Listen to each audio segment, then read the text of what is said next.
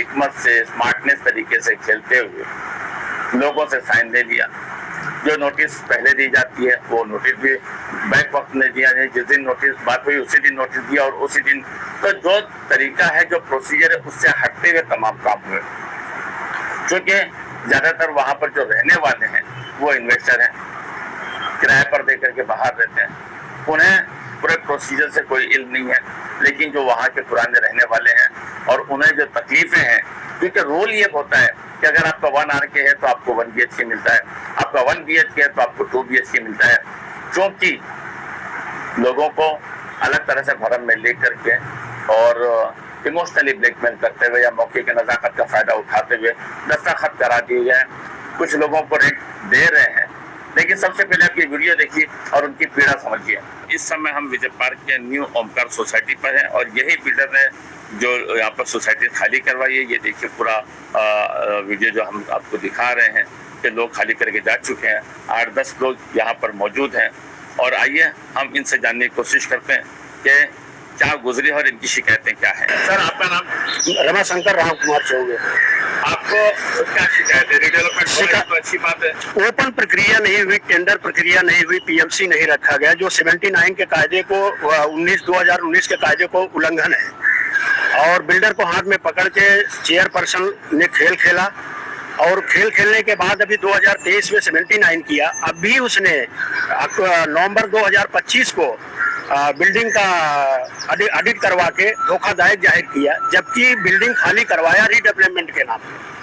और अभी हम लोगों हमको कुछ भी डॉक्यूमेंट्स नहीं दिया, हमारी कहीं भी साइन नहीं ली गई है। और हम लोगों कैसे घर खाली कर दिया? तो हमने नहीं खाली किया ना, इसलिए हमको AAA नहीं मिला, हमको CMC नहीं हुआ, CC नहीं आई, IOT नहीं आई, तो हमने इसलिए घर खाली नहीं किया।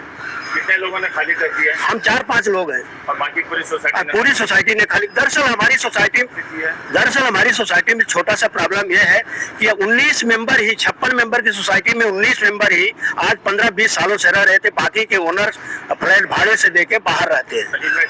हाँ, मतलब उनको ब्लैकमेलिंग करके, उनको कुछ भी जानकारी नहीं देके कमेटी ने दिशा भूल किया है। आपका क्या कहना है? हमारा यही कहना है कि मेरा कहना यही है कि जो कुछ भी उन्होंने किया है ठीक है, इलीगल है, लीगल है, जो कुछ भी है वो चल रहा है, सब कोर्ट मैटर है, सब चल रहा है। लेकिन अभी इन्होंने जो C1 कैटेगरी घोषित किया है उसमें हमको सेकंड ओपिनियन नहीं दिया है। वो हमारा डिमांड है कि हमें सेकंड ओपिनियन दिया जाए। हमने BMC में लेटर वगैरह सब डाल दिया है। तो पहली बार नोटिस आपको दिया था या नहीं दिया था? हमको नोटिस नहीं दिया। हमारे बोलने के बाद खाली करवा लिया जी, बिना नोटिस खाली कराया। और हमारे बोलने के बाद उन्होंने 31 मार्च को नोटिस लगाया। यानी जिस दिन आपने कहा उसी दिन नोटिस जी, जिस दिन हमने ऑब्जेक्शन लिया उसी दिन उन्होंने नोटिस लगाया कि बिल्डिंग C1 कैटेगरी में है, इसलिए हमने सबको खाली कराया। आपने इसके लिए कोई कदम उठाया? कहीं गए पुलिस स्टेशन से लेकर? हाँ, पुलिस स्टेशन में भी गए, हमने कंप्लेंट भी डाला, FIR रजिस्टर के लिए हमने बोला, उन्होंने FIR भी हमारा नहीं लिया। आज तक क्लोजिंग लेटर भी नहीं दिया कि आपका FIR क्यों नहीं होगा। मीरा रोड में सिविल मार्च में हमने डाला है, सिविल सूट है। ऑनलाइन कंप्लेंट करते हैं, पहले ऑनलाइन कंप्लेंट करने के बाद फिर उसके बाद स्टेप बाय स्टेप। हमारी ये गलती होती है कि हम प्रोसेस और प्रोसीजर से नहीं चलते। हाँ, हमने ऑनलाइन नहीं किया। प्रोसीजर से चलते होते तो आपके पास हर चीज का एविडेंस होता था।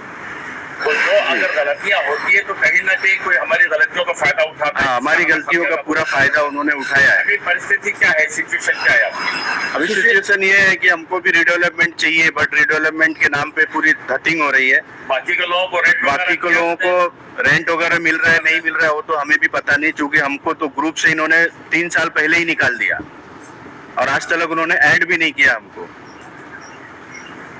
तो हमें इंफॉर्मेशन नहीं मिलती। अभी हमारा अगला कदम यही है कि इन्होंने C1 घोषित किया है तो हमको उसको पारदर्शिता करने के लिए उनको रीस्ट्रक्चर ऑडिट करने का हमको परमिशन मिलना चाहिए। हमने BMC में लेटर भी डाला है, तो वो हमको करने तक बिल्डिंग को कुछ भी डैमेज नहीं करना है, तब तक के लिए रुकना है उनको। देखिए, हर चीज दुनिया में हर चीज का सोल्यूशन है। शर्त ये है कि आप सही मशवरा लें, सही लोगों से सही गाइडलाइन लें। आइए हम जानना चाहते हैं अपनी हमारी जो यहाँ फीमेल लेडीज है, महिलाएं हैं, तो क्या सिचुएशन के साथ आप गुजरी हैं और अभी आप क्या चाहती हैं? सर, हमें कहा गया कि 2 BH का घर मिलेगा, पार्किंग मिलेगी हमारी जगह आप देख सकते हैं कितने सारे सोसाइटी में जगह है, लेकिन जब डीए के लिए बुलाया गया वो जबकि उन्होंने दिया भी नहीं। हम डायरेक्ट बिल्डर के किसी आदमी के पास गए थे, वकील है वो शायद, तो उन्होंने कहा कि आपको 1 BH को 1 BH मिलेगा, तो हमने साइन नहीं किया। तो अभी अगला कदम आप लोग कितने लोग हो एक साथ में, और इतने लोगों के साथ में आपको लगता है कि आपके साथ न्याय हो पाएगा? सर, महाभारत के टाइम में पांडव सिर्फ 5 थे और कौरव 100, तो सत्य की जीत होती है सर, चाहे आप एक भी खड़े हैं। मैं धर्म को मानती हूँ और उनको पूजती हूँ और उसके लिए खड़ी हूँ, इससे ज्यादा क्या बोलूं सर। ये जैसे कि अब हमें जानकारी मिली है कि आपका 2 BHK था और आपको 1 BHK में साइन कराई गई, क्या ये बात सही है? हाँ, 2 BH ही बोले थे, 1 BH का था, बोले थे 2 BH मिलेगा। तो आपकी साइन है 1 BHK में कैसे कर, आपने देख के साइन नहीं किया आपने? नहीं, देखे नहीं थे। तो फिर क्या मतलब असल में क्या सिचुएशन थी, वो कोई दबाव था, क्या था, या आपसे धोखे में साइन लिया गया? नहीं, दबाव नहीं किया था, वही बोला था कि 2 BH का मिलेगा। 2 BHK मिला, 2 BHK बोल के उन्होंने साइन दिया आपसे। लास्ट में यही कहना है कि हमारा स्ट्रक्चर ऑडिट हो जाए, वो चीज हमें मान्य होगी उसकी रिपोर्ट आ जाए, उसकी रिपोर्ट आने के बाद, तो ये चीज हाँ उसके ऊपर निर्भर रहेगा। आप दोबारा बोलिए। अभी हमारा स्ट्रक्चर का रिपोर्ट आ जाए, स्ट्रक्चर ऑडिट हो जाए, ये हमारी मांग है, और तब तक के लिए हमारी बिल्डिंग को छुआ ना जाए, छेड़ा ना जाए, तोड़ा ना जाए। जबकि बिल्डर बार बार धमकी दे रहा है, सोसाइटी के चेयरपर्सन बार बार धमकी दे रहे हैं कि खाली करो नहीं तो तुमको दमी जोत कर दिया जाएगा, मार दिया जाएगा, ऐसा धमकियां रोज मिल रही हैं। आपने तमाम वीडियो देखा, उनके सिचुएशन सुने, उनके हालात सुने, उसी मसले को मुकम्मल तरीके से समझने के लिए इस वक्त हमारे मेहमान हमारे साथ जो मौजूद हैं, उनका नाम है शिव प्रसाद कनौजिया। ये पेशे से वकील है। वकील साहब, न्यूज़ इंडिया 9 में आपका बहुत बहुत स्वागत है। आज जो विजय पार्क में हमने विजिट किया, और चूंकि वो केस पूरा आप देख रहे हैं, तो जरा आप हमारे दर्शकों को, हमारे जानने वालों को ये बताएंगे कि वो मामला कैसा है और किस तरीके से अगर हम चीट कहें तो गलत नहीं होगा। Thank you for news India 9। ये इसके पहले दूसरे वकील थे इसके अंदर, अभी रिसेंटली हमारे पास आए तो मैं इनके सब पेपर्स को चेक किए, उन्होंने जो पेपर निकाले हैं, जो इनका डीए वगैरह हुआ है, तो डीए को एक डीए नहीं है, वहाँ पे 3 डीए हुए हैं, ठीक है, और तीनों डीए में है ना बहुत सारे डिफरेंसेस है। पहली चीज। दूसरी चीज, जो स्ट्रक्चरल ऑडिट का रिपोर्ट है उसमें स्ट्रक्चरल ऑडिटर का साइन ही नहीं है। तो जब साइन नहीं है तो कौन से बेस पे उन्होंने C1 कैटेगरी की, जो उन्होंने बताया कि नोटिस पहले नहीं दिए थे, इनको पहले खाली करा दिए प्यार से, भाई आप लोग खाली कर दीजिए, हमें बिल्डिंग का रिडेवलपमेंट करना है। तो बहुत सारे लोगों ने खाली कर दिए, कुछ 7-8 लोगों ने खाली नहीं किया है, और ये लड़ाई लड़ रहे हैं कि इसमें कुछ तो गोलमाल है, ठीक है। तो जो मैंने पेपर देखे हैं उस पेपर के हिसाब से तो वहाँ पे स्ट्रक्चरल ऑडिटर के रिपोर्ट पे साइन होने चाहिए थे कि भाई हाँ इस बेस पे इसको C1 कैटेगरी में डिक्लेयर किया जा सकता है, तो ऐसा कुछ है नहीं। तो इन्होंने जो पेपर निकाले हैं, अभी ये कोशिश ये कर रहे हैं कि मैं जहाँ तक हो सके सेकंड इसका स्ट्रक्चरल ऑडिट कराऊं, और उसकी रिपोर्ट क्या आती है उस रिपोर्ट के बेस पे आगे हम कार्रवाई करेंगे। एक सवाल ये जहन में आता है, वकील साहब के कहते हैं कि जहाँ पर मेजोरिटी जा चुकी है उनके साथ में, और माइनॉरिटी बहुत कम लोग बचे हैं जो इसका शिकार हुए हादसे का, ऐसी सिचुएशन पर आपको कानूनी क्या फायदे मिल सकते हैं, या इनका कुछ अला भला हो सकता है, या ये भी उसी प्रेशर की चक्की में पिसके रह जाएंगे?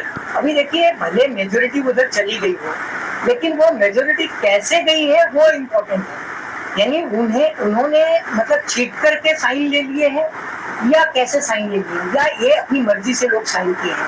फॉर एग्जाम्पल समझो, अगर इन्होंने फ्रॉडुलेंटली उनके सिग्नेचर लिए हैं, जैसे अभी आपने कहा कि भाई उनको बोला गया कि हम 1 RK का जो रूम है उसको हम 1 BHK का देंगे, और 1 BHK वाले को तो 2 BHK देंगे। लेकिन आज जैसे वहाँ की एक लेडीज जो बोल रही थी, तो कह रहे हैं कि नहीं, हमको बोल के 2 BHK का बोला, लेकिन साइन लिया 1 BHK पे। उनके मुताबिक ये दिखाई देता है कि उनका जो सिग्नेचर लिया गया है वो चीटिंग से लिया गया है, उनको प्रॉपरली उनके साथ बिल्डर आके मीटिंग नहीं किया, ये भी आज पता चला। पहले डीए मिलना चाहिए साइन कि वो जो बिल्डर, हाँ वो जो है अब वहाँ पे कुछ भी मतलब जो विजिट ही नहीं हुए बिल्डर का आज तक, जो साइन हुआ है बिल्डर ने, मतलब डीए साइन कराए हैं, वो डीए भी इनको पढ़ने के लिए नहीं दिया गया कि वो डीए के अंदर लिखा क्या है एक्चुअली। अगर समझो इन्होंने ये साइन कर दिया और जो ये कह रहे हैं कि 1 BHK का 2 BHK देंगे, तो वो डीए में लिखा रहता है कि कितना परसेंटेज मेंशन होता है सब। कॉर्पस फंड कितना देगा, बराबर है, उसकी सिक्योरिटी डिपॉजिट क्या होगी। समझो कल ये बिल्डर छोड़ के भाग गया कि इसकी जिम्मेदारी कौन लेगा, आप समझे ना। तो ये बहुत सारी चीजें होती हैं जो उसके लिए सिक्योरिटी डिपॉजिट रखनी पड़ती है, कहाँ पे, बैंक में रखनी पड़ती है। 70% 75% उनका जो डिपॉजिट है वो रखना पड़ता है। अगर कल ये बिल्डर चला भी जाए तो हम वो 75% यूज करके किसी और बिल्डर से हम रीडेवलपमेंट करा सकते हैं। अभी जो ये लोगों ने, जो कुछ लोग बचे, 8-10 लोग बचे, क्या इनके अलग अलग होने का कानूनी कोई रास्ते हैं? है ना, रास्ते हैं। जैसे इन्होंने अभी अपना डिसीजन एक लिया है कि मैं इसका री-स्ट्रक्चरल ऑडिट करवाऊंगा और अगर उसके अंदर कुछ ऐसी रिपोर्ट आती है उस मुताबिक जो है आगे की कार्रवाई की जाएगी। आपने पूरी बात सुनी, वकील साहब से पूरी तफसील सुनी और वहाँ के लोगों का पूरा दर्द आपने सुना कि किस किस तरीके से, क्या जो वहाँ पर मौके पर रहते हैं, जो रेगुलर वहाँ पर वर्षों से रहते आए हैं, उन्हें ज्यादा उस परिस्थिति से वाकिफ है। जो किराए पर देकर रह रहे हैं वो उन तमाम हालात से वाकिफ नहीं है। आज का प्रोग्राम हम यहीं समाप्त करते हैं, लेकिन हम आपसे एक अपने चैनल के माध्यम से गुजारिश करते हैं कि ख्वाह वो बिल्डर का मामला हो या कोई बिजनेस का हो या किसी भी तरीके से, डॉक्यूमेंट्स लें, प्रॉपर पढ़ें, अपने वकील से प्रॉपर पढ़वाएं। लोगों को ये समझ में आता है कि चलो हमने पढ़ लिया काफी है, लेकिन उसकी बारीकियां एक वकील ही बता सकता है। तो छोटे से अमाउंट के लिए आप अपना बड़ा नुकसान मत करिए। हमारे चैनल को सब्सक्राइब करिए, लाइक करिए और ये निवेदन है कि ऐसी कोई भी समस्या आपके पास है तो न्यूज़ इंडिया 9 आपके साथ खड़ा है और शाना बशाना आपकी लड़ाई में शामिल है। प्रोग्राम को यहीं समाप्त करते हैं। आसिफ खान को इजाजत दीजिए। जय हिंद।